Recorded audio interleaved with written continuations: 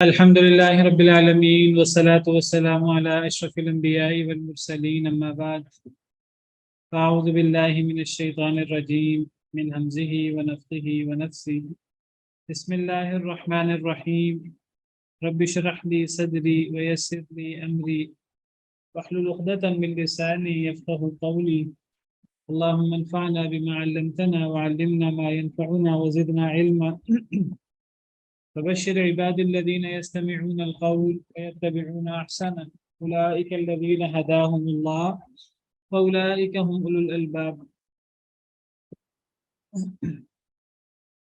وما بكم من نعمة فمن الله ثم إذا مسكم الضر فإليه تجأرون وما بكم من نعمة فمن الله اور جو بھی تمہارے ساتھ کوئی بھی نعمت ہے فمن اللہ تو وہ اللہ کی طرف سے ہے۔ انسان پر جو بھی نعمت ہے خواہ وہ رزق کی صورت میں ہو، اقتدار اور رزق وغیرہ جس کو ہم بڑی نعمت سمجھتے ہیں، حالانکہ یہ چھوٹی نعمتیں ہیں۔ بڑی نعمتیں تو عافیت، صحت، ایمان، یہ بڑی نعمتیں ہیں۔ بہرحال نعمت کی جو بھی صورت، اللہ نے ہمیں ایمان کی دولت سے نوازا ہو، اللہ نے ہمیں صحت و عافیت سے نوازا ہو، یا اللہ نے ہمیں رزق، مال، اولاد، اقتدار وغیرہ، جو بھی نعمت ہے فمن اللہ تو اللہ کی طرف سے، نہ تو اللہ کے علاوہ کسی اور کی طرف سے ہے۔ کسی کی ذات میں غلوب کر کے، کسی نبی ولی کی ذات میں، پیر فقیر کی ذات میں ہم غلوب کر کے کہیں گے یہ ہمیں نعمت فلاں کی وجہ سے ملی ہے، یہ فلاں داتا، فلاں دستگیر، فلاں حاجت روا، فلاں مشکل کشا، فلاں فلاں فلاں کی وجہ سے ہمیں نعمت ملی ہے، یا ہم یہ کہیں کہ یہ نعمت تو مجھے میری صلاحیتوں کی یا میرے علم کی وجہ سے ملی ہے، میں نے بڑی محنت کی تھی، میری بڑی ذہانت ہے، میری بڑی عقل مندی ہے، میری بڑی صلاحیت ہے۔ قارون بھی یہی کہا کرتا تھا، قال انما اوتیتہ علی علم عندی، وہ کہتا تھا میرے پاس جو مال ہے سارا یہ میرے علم، میری صلاحیتوں کی وجہ سے ہے۔ حالانکہ انسان کے پاس جو بھی نعمت ہے فمن اللہ تو اللہ کی طرف سے، نہ اللہ کے علاوہ کسی باطل معبود کی طرف سے ہے، نہ وہ انسان اس کی نسبت اپنی ذات کی طرف کرے۔ بڑی سے بڑی نعمت ہو یا چھوٹی سے چھوٹی نعمت، ایک لقمہ کھائیں کھانے کا تو کہیں اللہ کا شکر ادا کریں کہ یہ اللہ کی توفیق سے مجھے یہ لقمہ ملا ہے، میں تو یہ لقمہ بھی اپنی مرضی سے، اپنی صلاحیت سے حاصل نہیں کر سکتا۔ اللہم ما اطعمنی ھذا الحمد للہ الذی اطعمنی ھذا ورزقنیہ من غیر حول منی ولا قوہ، کچھ بھی کھائیں کچھ بھی پئیں تو یہ دعا پڑھیں۔ کیا دعا پڑھیں؟ مصنون دعا ہے،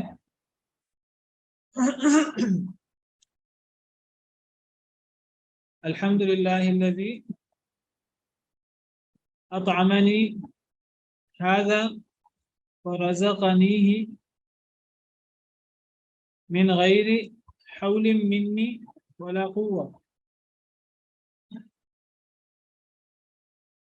یہ دعا یاد کر لیجیے، بہت زبردست دعا ہے، بہت فضیلت والی دعا ہے، اتنی فضیلت والی دعا ہے کہ آپ حیران رہ جائیں گے۔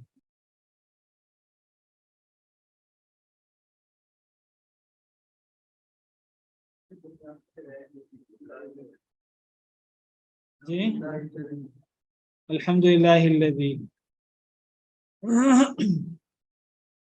اس کو یاد کر لیجیے۔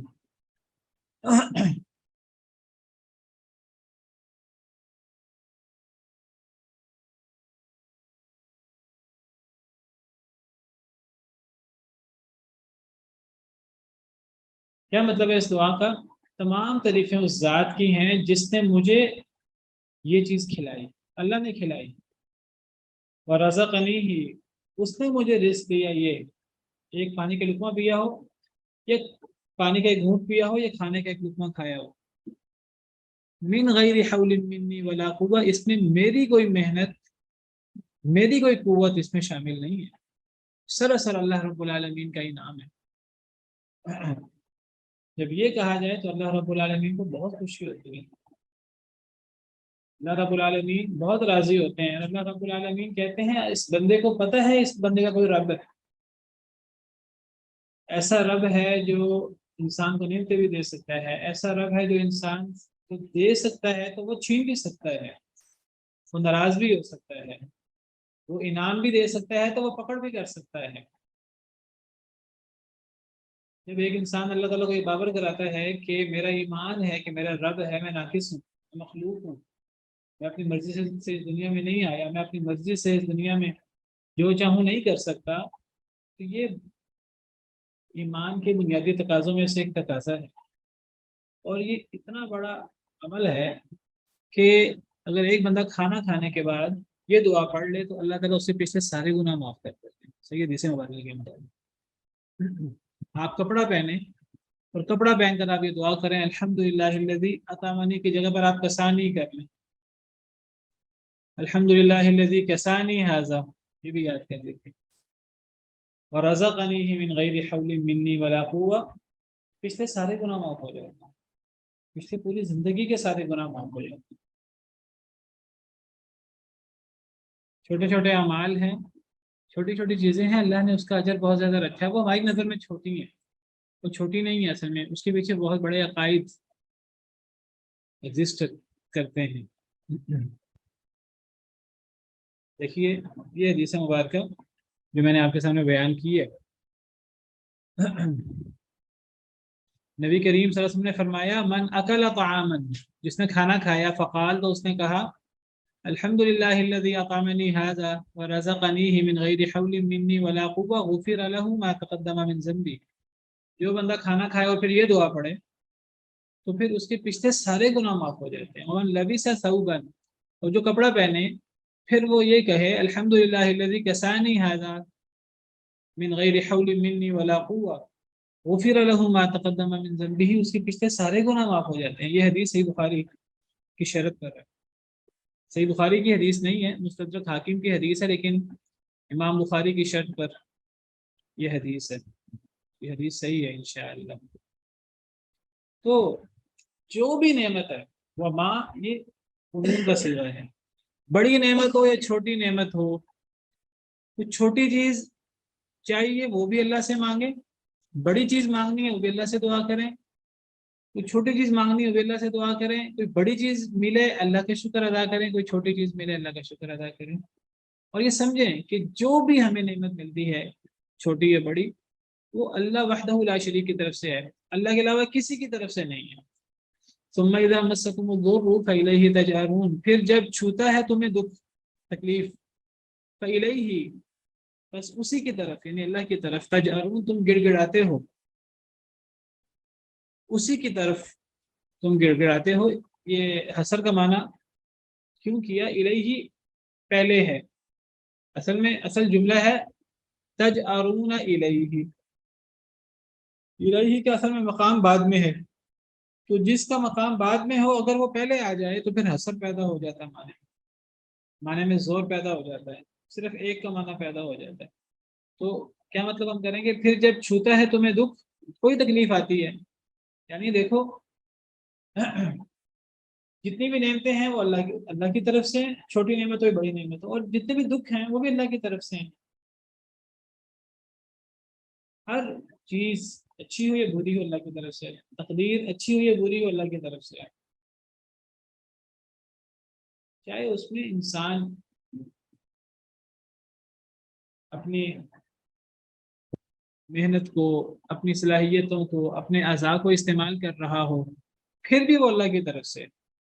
آپ حلال طریقے سے رزق کمائیں، محنت مزدوری کر کے رزق کمائیں، صبح سے شام لگا کر آپ رزق کمائیں، پھر بھی اللہ کی طرف سے. پھر بھی یہ نہ کہیں کہ میں نے اپنی صلاحیت سے کمایا. کیوں؟ کیونکہ آپ کس کی مخلوق ہیں؟ اللہ کی.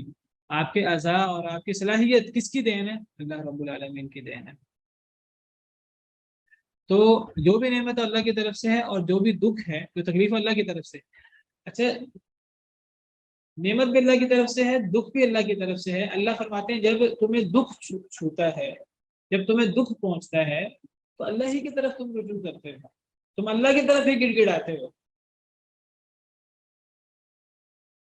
دو جملے ہیں اس آیت کریمہ میں. ایک جملہ تو یہ تمہیں جو بھی نعمت ملتی ہے اللہ کی طرف سے ملتی ہے. دوسرا جملہ ہے کہ تمہیں جو بھی دکھ آتا ہے تو اللہ کی طرف تم گڑ گڑاتے ہو. کیا مطلب ہے اس کا؟ کہ جو بھی نعمت اللہ کی طرف سے ہے، جو بھی دکھ ہے وہ بھی اللہ کی طرف سے ہے. جب وہ اللہ کی طرف سے ہے تو تم پھر اللہ کے سامنے گڑ گڑاتے ہو، اللہ کے سامنے روتے ہو کہ اے اللہ مجھ سے یہ دکھ دور کر دے. اور یہ بات ٹھیک ہے، اللہ کے سامنے گڑ گڑانا چاہیے. لیکن مسئلہ کیا ہے؟ مسئلہ یہ کہ انسان مشکل میں اللہ کے سامنے گڑ گڑاتا ہے، نعمت میں اللہ کے سامنے شکریہ ادا کیوں نہیں کرتا؟ کیونکہ جس طرح دکھ اگر اللہ نے دیا ہے تو اللہ ہی اس کو دور کر سکتا ہے، تو نعمت بھی تو اللہ نے دی ہے. تو جس طرح دکھ میں ہم نے اللہ سے رجوع کرنا ہے اور اللہ کے سامنے گڑ گڑانا ہے، اور ہمارا کام گڑ گڑانا ہے اللہ کے سامنے، تو نعمت کے جواب میں بھی تو شکریہ ادا کرنا ہے، وہ بھی اللہ کے سامنے شکریہ ادا کرنا ہے. اللہ کو یہ اللہ تعالیٰ یہاں شکوے کے انداز میں بات کر رہے ہیں. شکوہ کس چیز کا ہے؟ دکھ میں تو اللہ کے سامنے گڑ گڑانا چاہیے. شکوہ اصل میں اس بات کا ایک تو اگلی آیت میں شکوے کی وجہ آ رہی ہے، ایک وجہ اس آیت کریمہ میں بھی ہے. جب نعمت ہے وہ جو بھی نعمت ہے چھوٹی بڑی اللہ کی طرف سے ہے، تو پھر اللہ کا شکر ادا ہونا چاہیے، زبان سے بھی عمل سے بھی. شکر میں نعمت میں انسان اللہ کو بھول جاتا ہے. اللہ تعالیٰ قرآن کریم میں بیان کرتے ہیں وَإِذَا أَنْعَمْنَا عَلَى الْإِنسَانِ أَعْرَضَ وَنَأَىٰ بِجَانِبِهِ. جب ہم انسان پر انعام کرتے ہیں تو انسان منہ موڑ لیتا ہے، اپنے پہلو کے بل جھک جاتا ہے، یعنی تکبر کرتا ہے. وَإِذَا مَسَّهُ الشَّرُّ كَانَ يَئُوسًا. جب انسان کو مصیبت پہنچتی ہے تو انسان مایوس ہو جاتا ہے. نعمت آتی ہے تو انسان متکبر ہو جاتا ہے، جب مشکل آتی ہے تو انسان مایوس ہو جاتا ہے. مایوس ہو کر انسان کیا کرتا ہے؟ پھر انسان اللہ کے سامنے گڑ گڑاتا بھی ہے. اللہ کے سامنے گڑ گڑانا چاہیے، لیکن نعمت میں انسان اللہ کے سامنے شکر ادا کیوں نہیں کرتا؟ ایک تو یہ بات. دوسری بات جو اللہ کا شکوہ ہے، تمہیں جو بھی نعمت آتی ہے وہ اللہ کی طرف سے آتی ہے، پھر جب تمہیں دکھ آتا ہے تو اللہ ہی کی طرف تم گڑ گڑاتے ہو. اگلی آیت سنیے. ثم اذا کشف الضر عنکم. پھر جب وہ کھول دیتا ہے دکھ کو تم سے. اذا فریق منکم بربہم یشرکون. اچانک ایک فریق تم میں سے اپنے رب کے ساتھ شرک شروع کر دیتے ہیں. یہ ہے اصل میں تکلیف کی دوسری وجہ، بڑی وجہ. ٹھیک ہے، نعمت آئی اللہ کی طرف سے شکر ادا ہونا چاہیے، انسان شکر ادا نہیں کرتا ہے تو شکر ادا ہونا چاہیے.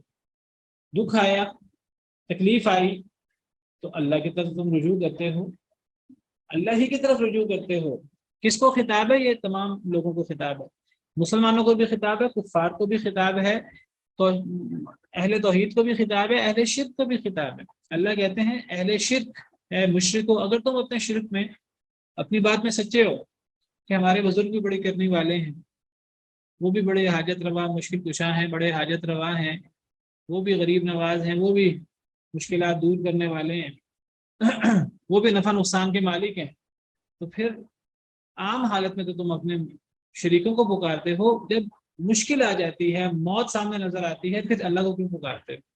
پھر تم اپنے لات منات عزا کو، پھر تم اپنے پیروں فقیروں کو کیوں نہیں پکارتے؟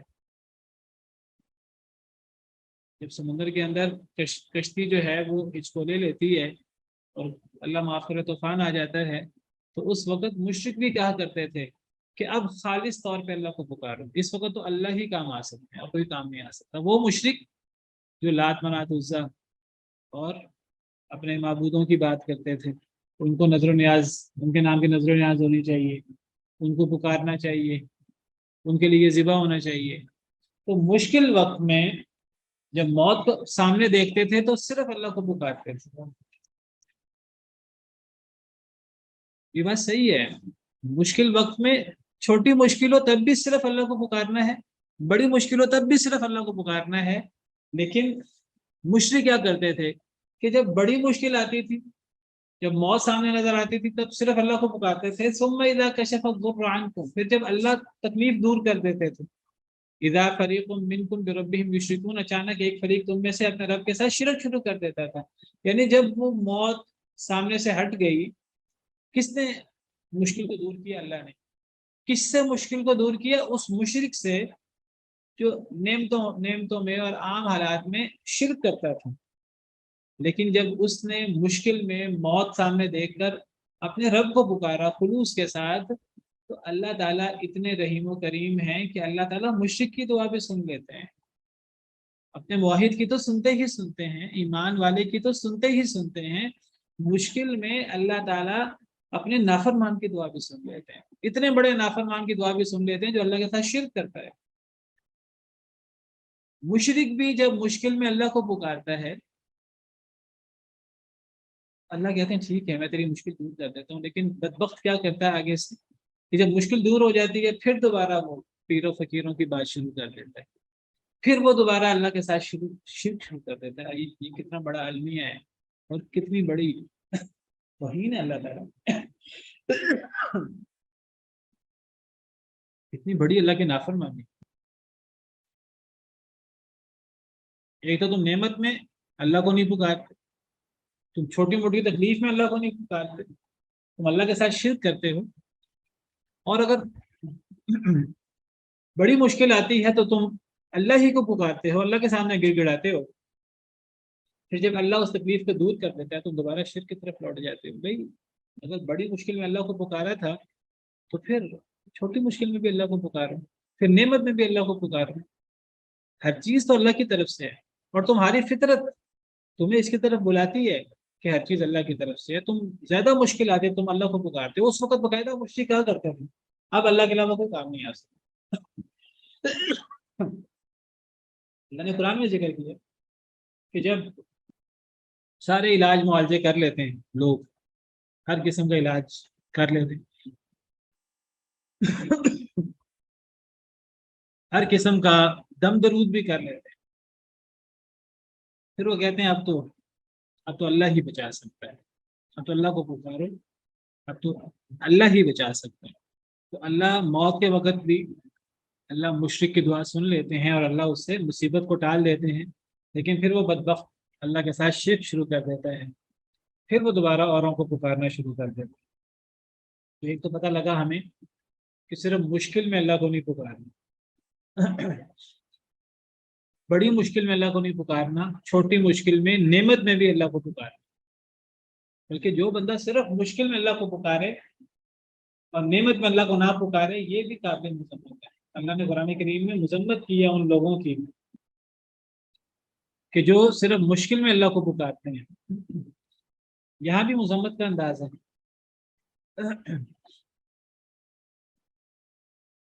ایک جگہ پر اللہ تعالیٰ فرماتے ہیں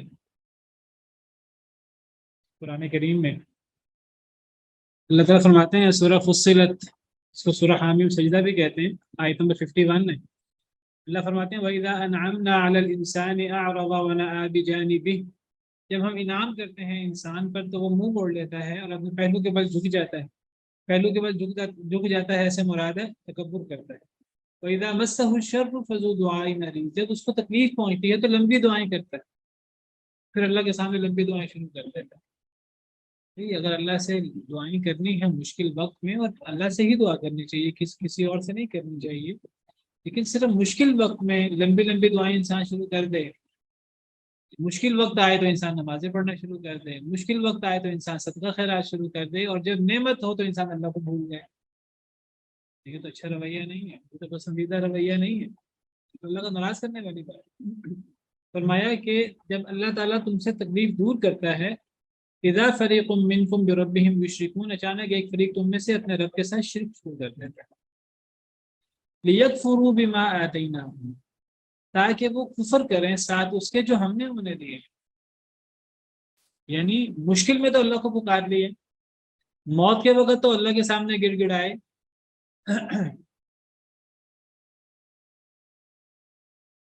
تو اللہ کی ساری نعمتوں کا انکار ہے کہ شاید مشکل اللہ کی طرف سے ہے، نعمت شاید اللہ کی طرف سے نہیں ہے، حالانکہ مشکل بھی اللہ کی طرف سے ہے اور نعمت بھی اللہ کی طرف سے ہے۔ تو جو مشکل وقت میں اللہ کو پکارے اور نعمت میں اللہ کو نہ پکارے تو گویا کہ وہ اللہ نے جو نعمت دی ہے وہ اس کا انکار کرنے والا ہوتا ہے، وہ اس کی ناشکری کرنے، اللہ کی نعمت کی ناشکری یہ گویا کہ اللہ کا انکار ہے۔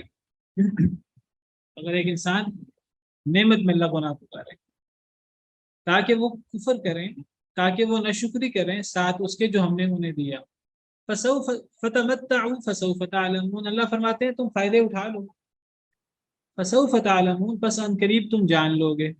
اگر تم صرف مشکل میں اللہ کو پکارتے ہو، اگر تم نعمت میں اللہ کو نہیں پکارتے تو پھر ٹھیک ہے، نعمت میں تم فائدے اٹھاتے رہو۔ جب انسان نعمت میں اللہ کو نہیں پکارتا، جب اس کے پاس اللہ کا انعام ہے، بہت مال و دولت ہے، بہت اقتدار ہے، وہ اقتدار میں اللہ سے غافل ہو جاتا ہے، وہ اقتدار میں متکبر بن جاتا ہے، وہ اقتدار میں تکبر کرنے والا، غرور کرنے والا بن جاتا ہے کہ میں نے اپنی صلاحیت سے کمایا ہے۔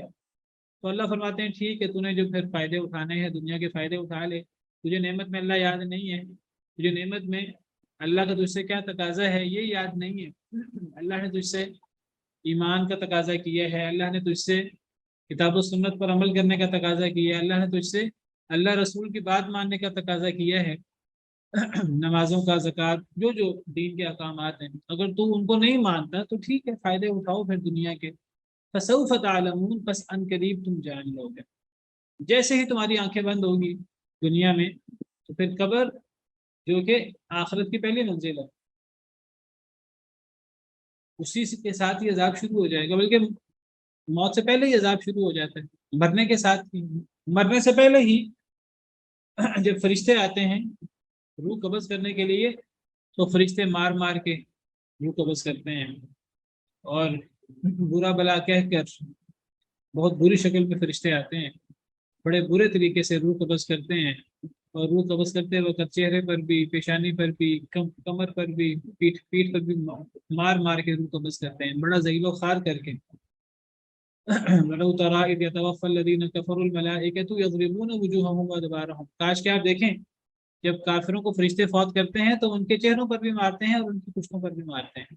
وَذُوقُوا عَذَابَ الْحَرِيقِ، اور ساتھ یہ بھی کہتے ہیں مرتے وقت، ساتھ دھمکیاں بھی دیتے ہیں کہ اب تمہارے لیے جلنے کا عذاب ہے ہمیشہ ہمیشہ کے لیے، ابھی تو تمہاری ذلت تمہیں مار پڑ رہی ہے، ابھی روح قبض کرنے کے لیے، اب اس کے بعد تمہارے لیے کوئی سکون نہیں ہے، اب اس کے بعد آگ ہی آگ ہے، اب ہمیشہ کا جلنا ہے، ہمیشہ کا عذاب ہے۔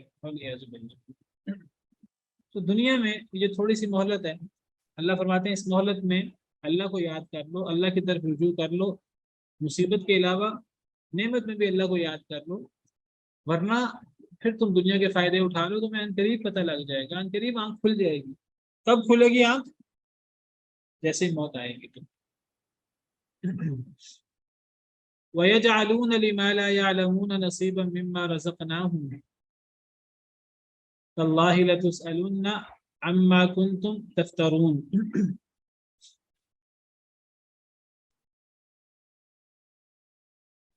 وَيَجْعَلُونَ لِمَا لَا يَعْلَمُونَ، اور وہ بناتے ہیں اس کے لیے جسے وہ نہیں جانتے، نصیبا مما رزقناہم، ایک حصہ اس سے جو ہم نے انہیں رزق دیا۔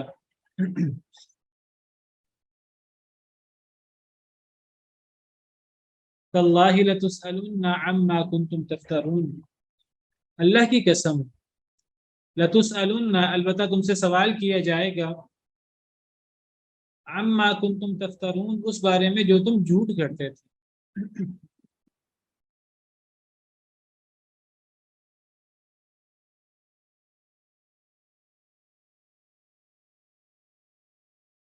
وَيَجْعَلُونَ، اور وہ بناتے ہیں، لِمَا لَا يَعْلَمُونَ، اس کے لیے جنہیں وہ جانتے نہیں ہیں۔